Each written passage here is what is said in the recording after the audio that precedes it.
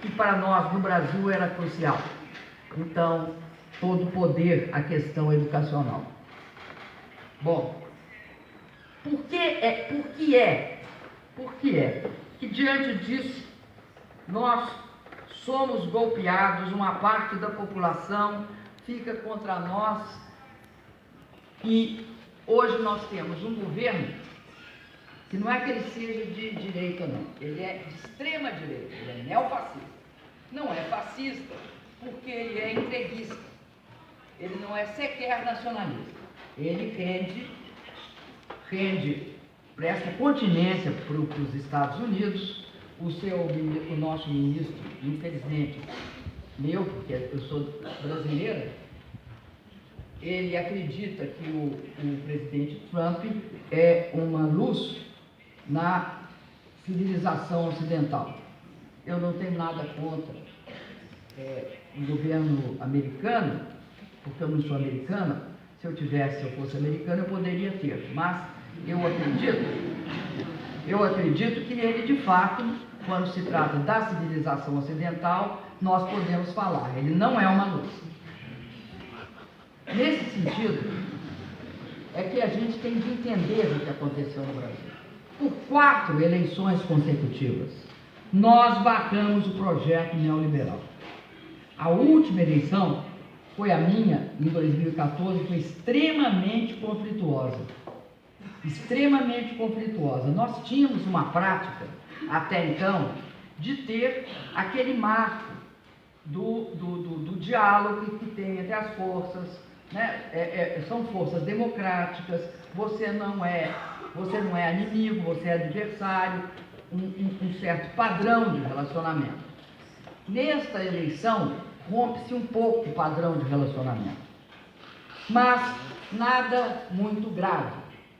Mas fica claro que há forças muito importantes no Brasil que não concordam com a perda da oportunidade para implantar as reformas que nós não iríamos implantar de forma alguma, porque não tínhamos implantado no primeiro governo Lula, no segundo governo Lula, no terceiro governo, no primeiro meu governo, e não íamos implantar no segundo. Então, começa um processo de desestabilização, que o mais grave desse processo de desestabilização é o fato de que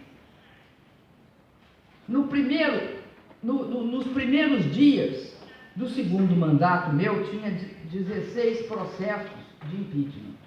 Aliás, no 6º mês do meu primeiro mandato, tinha 16 pedidos de impeachment.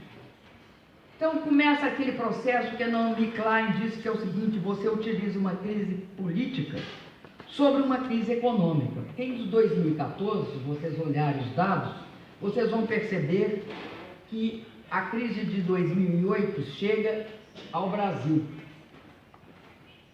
Em torno de 2014 ela chega forte no Brasil. Primeiro, porque 11, 12, 13 você tem a crise do euro.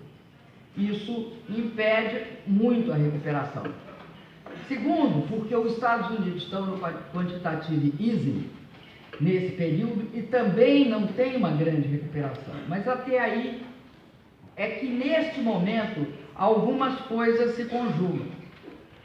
Primeiro, a maior queda no preço das commodities.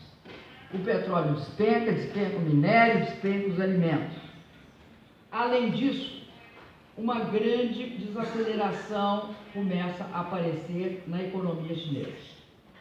No Brasil, nós temos uma grande seca com uma pressão imensa sobre o preço da energia, que 80% da energia elétrica brasileira é água. Então, junto a esses fatos, o Brasil já tinha, no nosso período de governo, passado por 3 crises e superado as 3.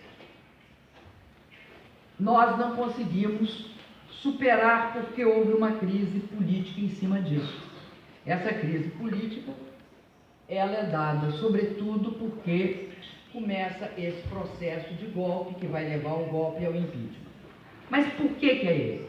Porque resolveram que tinham de implantar as reformas neoliberais E só tinha um jeito: tira por impeachment, porque por voto não tira. Porque era a 4ª eleição consecutiva. Então, o processo começa. Ele se caracteriza pelo fato de que nada que nós mandamos para o Congresso é aprovado. E eu sou condenada por manter um mínimo de...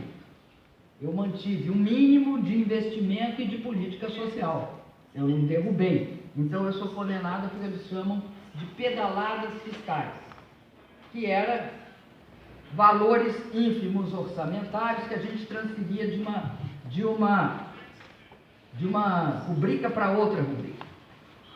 Mas a razão real, até hoje eles já reconhecem isso, não é essa. A razão real é que tinha de haver um espaço para introduzir as reformas, e que as reformas resolveriam todos os problemas. E aí começa aquilo que se mata na guerra. Se mata nas guerras, na guerra híbrida, nos conflitos políticos. Se mata a democracia, se mata a verdade. Que o Brasil estava quebrado. Essa é a primeira mentira. Como um país que tem 380 bilhões de dólares de reserva está quebrado? Não tem como estar quebrado um país com 380. Um país que não tem reservas, como é o caso hoje da Argentina, quebra. Mas 380 bilhões de reserva não deixa ninguém quebrar. E nós somos a 6ª maior reserva do mundo. Feitas por quem? Feitas pelo governo do presidente Lula e pelo meu. Porque quando nós chegamos ao governo, nós estávamos que nem a Argentina está hoje. Eu olhei e achei até estranho, porque são os mesmos números. Ela tem 14 bilhões, a Argentina tem 14 bilhões de dólares em caixa, né? Os 14 nós tínhamos, só que ela deve 56, a gente devia 22, entre 18 e 22, variável. Nós tiramos o Brasil do Fundo Monetário, porque nós assumimos com o Fundo Monetário dentro do país. Nós tiramos o Brasil do Fundo Monetário.